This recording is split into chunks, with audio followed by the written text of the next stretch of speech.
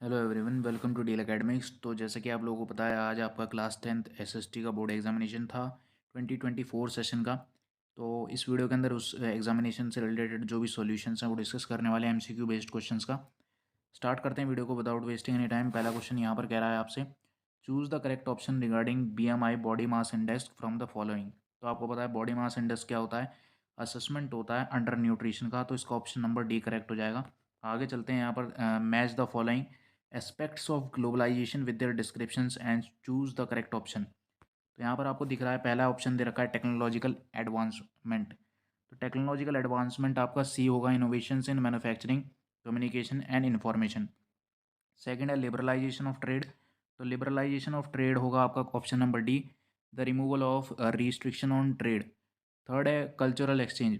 Cultural exchange क्या होता है, आपका इंटरेक्शन होता है आइडियाज़, वैल्यूज़ और ट्रेडिशंस का। मल्टीनेशनल कॉरपोरेशन होगा आपका, companies operating in many countries. ठीक है, तो यहाँ पर फर्स्ट का ऑप्शन नंबर सी करेक्ट है, सेकंड का ऑप्शन नंबर डी करेक्ट है, फर्स्ट का ऑप्शन नंबर सी करेक्ट है, ठीक है, सेकंड का ऑप्शन नंबर डी करेक्ट है, और थर्ड का ऑप्शन नंबर ए करेक्ट है, और फोर्थ का ऑप्शन नंबर बी करेक्ट है। ठीक है, तो यहाँ पर आपको देखना पड़ेगा, और ये आपके आपका क्या हो गया, सॉल्यूशन हो गया। ठीक है, नेक्स्ट क्वेश्चन पर चलते हैं। नेक्स्ट क्वेश्चन यहाँ पर कह रहा है आपसे कि which of the following is the primary purpose of loan activities offered by banks. तो बैंक्स का प्राइमरी पर्पस क्या होता है, पहला है आपका to compete with other financial institutions to generate profits for the primary sector only, to increase income of MNCs, या फिर टू सपोर्ट इकोनॉमिक ग्रोथ। तो इसका ऑप्शन नंबर डी करेक्ट हो जाएगा, क्योंकि बैंक्स का मेजर पर्पस क्या होता है, to support economic growth. Fourth question आपसे कह रहा है, look at the given image, the work done in the image comes under which of the following sectors. तो यहाँ पर आपको दिख रहा है कि कुछ प्रिमिटिव टाइप का काम हो रहा है। यहाँ पर क्या है, ये एग्रीकल्चर से रिलेटेड काम है। तो ये कौन से सेक्टर में फॉल करेगा, यहाँ पर आपका फॉल होगा ये अनऑर्गेनाइज्ड सेक्टर के अंदर। किसके अंदर फॉल होगा, अनऑर्गेनाइज्ड सेक्टर के अंदर। तो इसका ऑप्शन नंबर सी करेक्ट हो जाएगा। आगे चल लेते हैं। अगर विजुअली इम्पेयर्ड कैंडिडेट्स वाले सवाल को देखें, which one of the following enterprise belongs to the organised sectors, independent freelancer, street vendors, cottage industries, या फिर मल्टीनेशनल कॉरपोरेशंस। तो यहाँ पर इसका ऑप्शन नंबर बी करेक्ट हो जाएगा, MNCs belong to organised sector. फिर यहाँ पर आगे नेक्स्ट क्वेश्चन आता है, which one of the following pairs is correctly matched. पहला सेक्टर्स ऑफ द इंडियन, पहले सेक्टर्स दे रखे हैं, उसके बाद एग्जाम्पल दे रखे हैं।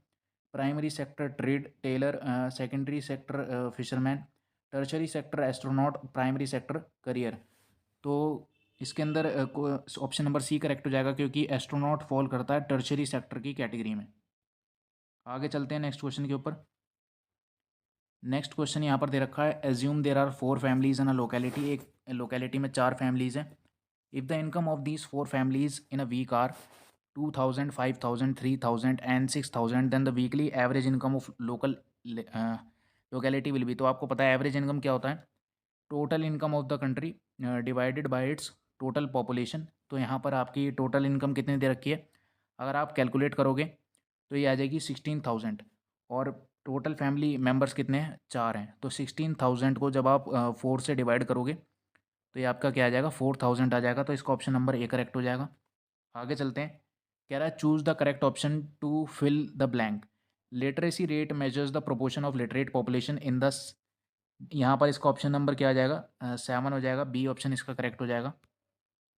नेक्स्ट क्वेश्चन कह रहा है, which one of the following language is included in 8th schedule of Indian constitution. तो आपको पता है 8th शेड्यूल में कौन सी लैंग्वेज इंक्लूडेड है, ओडिया इंक्लूडेड है। तो इसका डी ऑप्शन करेक्ट हो जाएगा। आगे चल लेते हैं। यहाँ पर नेक्स्ट क्वेश्चन आ जाता है नाइन्थ क्वेश्चन। नाइन्थ क्वेश्चन कह रहा है, which one of the following is a fundamental principle of democracy. Democracy का क्या प्रिंसिपल है, rule of single individual, rule with hereditary norms, rule of people with freedom, या फिर rule of military chefs, military chiefs. तो इसके अंदर आपका जो आंसर नंबर सी है वो करेक्ट हो जाएगा, rule of people with freedom, क्योंकि यहाँ पर डेमोक्रेसी की बात हो रही है। तो सी ऑप्शन यहाँ पर करेक्ट हो जाएगा।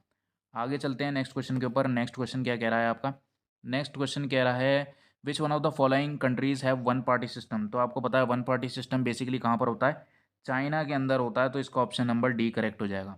आगे चलते हैं। यहाँ पर read the following statements about power sharing arrangement in Belgium and choose the correct option.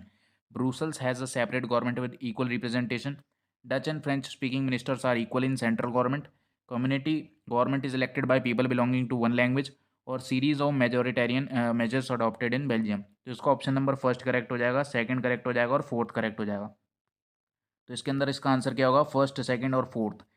Option number इसका ए करेक्ट हो जाएगा। आगे चलते हैं, यहाँ पर कह रहा है which one of the following pairs is correctly matched.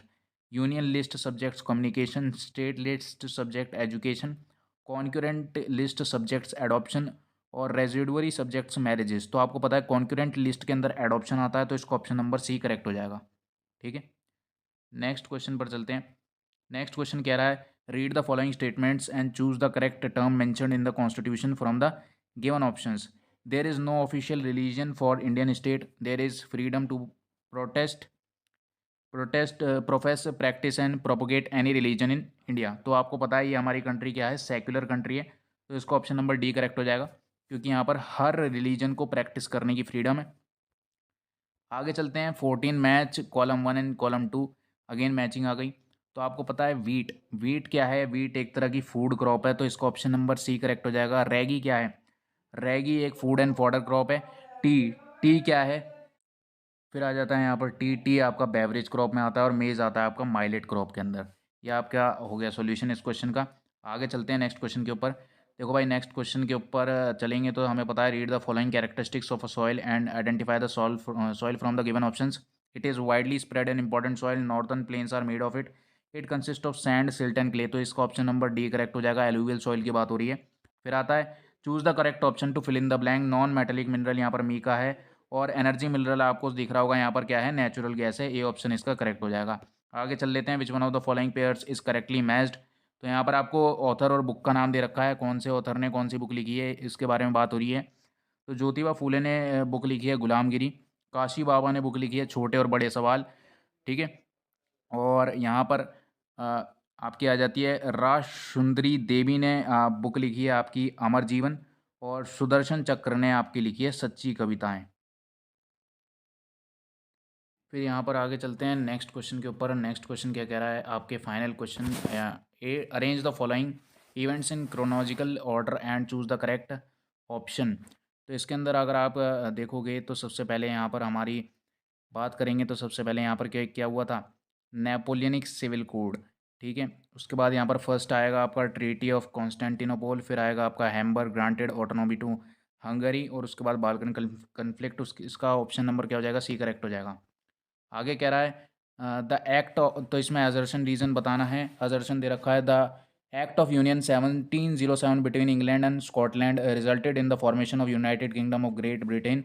और रीज़न दे रखा है यहाँ पर England wanted to impose its influence on Scotland. तो यहाँ पर हमारा जो ऑप्शन नंबर ए, यानी कि एजर्शन भी करेक्ट है, रीज़न भी करेक्ट है, और रीज़न क्या है, करेक्ट एक्सप्लेनेशन है किसका, एजर्शन का। ठीक है, तो इसका ऑप्शन नंबर क्या हो जाएगा, ये करेक्ट हो जाएगा। आगे कह रहा है the German philosopher John Gottfried belong to which one of the following schools of thought. यानी कि जॉन गॉटफ्राइड की क्या आइडियोलॉजी थी। तो जॉन गॉटफ्राइड की आइडियोलॉजी थी कि वो क्या था, एक लिबरलिस्ट था। क्या था, लिबरलिस्ट था। तो इसलिए जो है इसकी आइडियोलॉजी क्या हो जाएगी, ऑप्शन नंबर बी हो जाएगी। तो ये पूरा सॉल्यूशन था आपके पेपर का। इस वीडियो से रिलेटेड अगर आपको कोई भी डाउट हो तो कमेंट सेक्शन में ज़रूर से बताइएगा। तब तक के लिए मिलते हैं नेक्स्ट वीडियो के अंदर। Thank you for watching.